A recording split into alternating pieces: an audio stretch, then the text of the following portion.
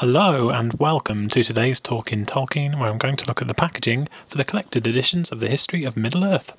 These were originally released by Christopher Tolkien when he edited his father's papers during the 1980s and 90s as a 12-part series. This series was later released in these complete edition sets, first in 2005, and that's the books you can see here on the right, and then in 2017 as a deluxe edition box set, which is the one seen on the left. I won't go into details in this video on the contents of these books, I'll save that for another video, but what I'll be looking at here is what's unique and deluxe about the latest edition. So we can see here the box itself with the J.R.R. 2 motifs on. There's no easy way to get the books out without tipping it, which is a bit of a shame. And then we come to this sheet. So it says here there's more than 5,000 pages of manuscript material here, which is basically everything Tolkien wrote, or a lot of things he wrote from the early works in 1917 all the way up to that which he finished at the very end of his life.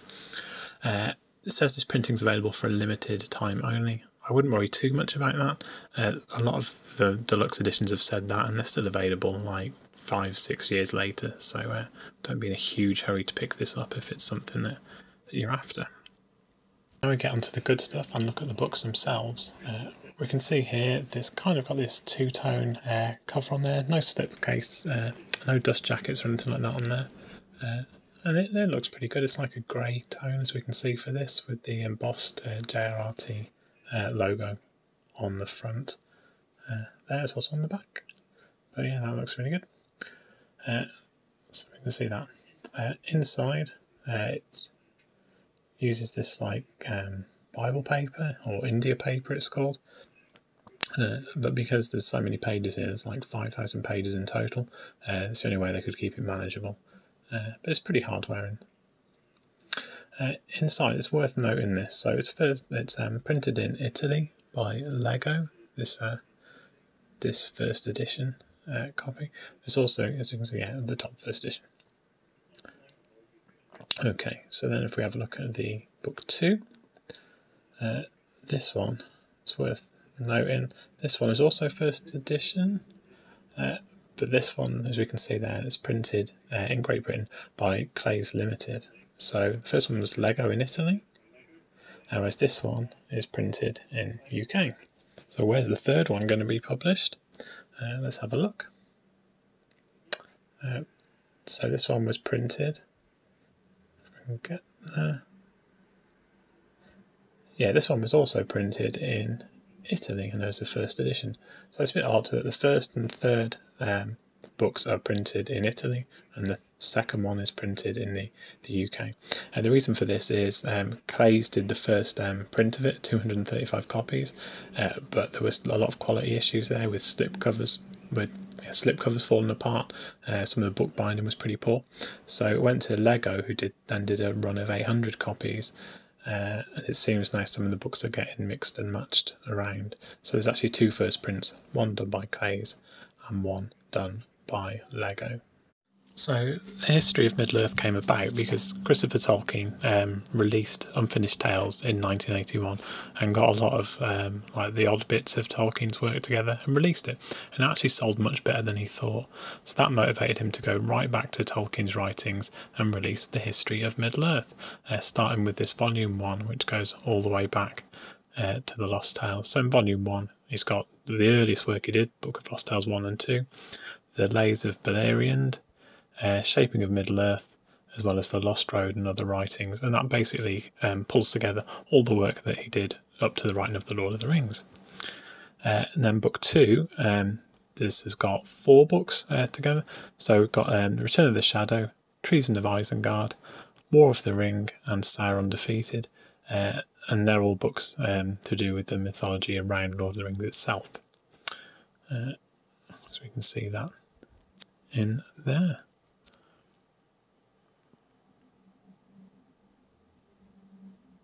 Got a bit of, not many maps and things, not much colour stuff, but you can see one illustration there. And then finally book 3 is the shortest of the books. It's only got 3 books in here, but each of those books was quite a lot bigger than some of the previous titles. So it's got Morgoth's Ring, War of the Jewels, and then Peoples of Middle-earth, which covers the appendices and a lot of things he did in there. So this was basically what he did after Lord of the Rings, that he spent the rest of his life trying to pull all the threads of the Silmarillion together, which turned out to be a massive undertaking, and in the end it was a bit more than he could manage. But still some really interesting stuff in there. I'll do some videos on all this in the future, hopefully. So there we have it. So there's the box of the deluxe edition of History of Middle-earth as it stands. Now let's have a look at comparing it to the previous 2005 edition. Obviously we've got a dust jacket with this. This has been quite well read. I've had this for quite a while. It's got some amazing stories in it. The start of Book of Lost Tales is absolutely stunning. But basically the format in the pictures, everything is exactly the same as the deluxe edition. The paper's exactly the same, so there is no difference that I could note apart from the actual cover itself. So if we take the dust jacket off, we can actually compare here the differences. The spines themselves are virtually indistinguishable. We can see there, but it's just the two-tone cover on the deluxe edition compared to the all-black hardback on that one. So yeah, very few differences. Just to show you the other ones as well then. So here's part 2.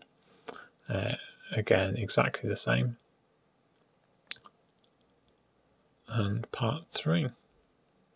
When these came out, these 2005 ones, you could actually buy them in a slip, in a box as well, which I didn't get at the time. I just bought them individually, so that was available then. So what makes this deluxe? That's the question. And I'd say not a lot really. If you've got the rest of the collection, it goes pretty well with the other ones in there, as we can see here. But apart from that, there's nothing really to separate them. So I'd say it comes down to personal preference as to which one you want. The dust jackets aren't particularly nice on the other copies, so I'd say it's completely up to you. That's it. Thank you very much for watching. Goodbye.